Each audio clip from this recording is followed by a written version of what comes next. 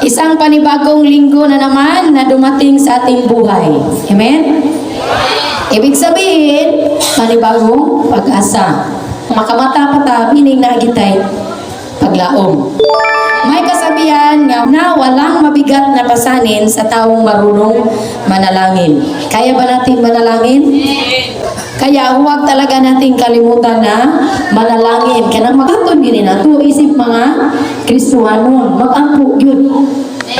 Bakit pag mag-ampo ka, nga ikaw raw ka Ginoo mo'y balo. Bisan pag wala siguro ni mo na ipakita sa imong mga kaubanan, nagkabalo na kang ampo, basta sa imong kaugalingon na kay pag-ampo. May kasabihan rin, ang pira nauubos. Tama ba? Ang bahay naluluma, ang bulaklak nalalanta, ang ganda kumukupas, ang kutsi nasisira, ang mga bagay nawawala. Subalit, ang pulong sa Diyos kuno dili gyud wala. Subalit, ang mga salita ng Diyos ay di mawawala magpakailanman. Tama nga naman. Umagang ito ay makikinig na naman tayo sa mga versikulo nga nagtumbok siya sa mga amahan na po. So again, happy belated Father's Day para sa mga tanang papa sa buong mundo na nato diri karon. Una, mababasa natin sa Genesis 18:19.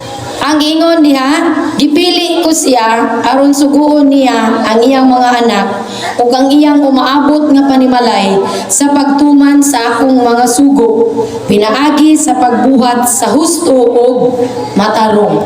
So bilang ama, malaki pala talaga ang inyong tungkulin na turuan ang inyong mga anak sa mga mabubuti at sundin ang utos ng Panginoon. A father must be a good model to your children. Pero sa panahon karon, panahon sa pagsimba, ang mga amahan mo'y mabilin sa balay. Dili sila ganahan mo simba. Nya usaw naman ni nato, wala dili mo simba. Nay mga ginikanan nga ang ilang anak uyugod pagyud sa bulangan. So meaning, katong pagpakuyog sa ilang mga anak sa bulangan, sila may naimong model na may imong sugarol ilang nga anak. So kita dahil dapat ang ginikanan nga lalaki mo'y unang muagak sa atong mga anak paingon sa simbahan. Ikaduha, na sa Proverbs 1:8 na ko gikuha, anak, pamatiya ang itudlo kanimo sa imong amahan o patalinghugi ang isulti sa imong inahan. Mga anak, kung ano ay mga sugyot, mga advice, mga kaayuhan nga ihatag ang ginikanan sa inyo, paminawag yun. Kung nakita ninyo nga maayo ang gisulti sa inyong amahan, wala may rason na dili ninyo sundod. Amen? So syempre, bilang ama, sila yung unang magsasabi at magtuturo sa mga anak kung ano ang mga dapat gawin, kaya mga anak, pakinggan natin ang ating mga magulang. Dahil sila ang haligi ng ating pamilya. Di ba ang papa man ang itawag og haligi sa atong pamilya? Kung ingong ganitag haligi, kung walay haligi ang usa ka balay, matumpag ginang balaya.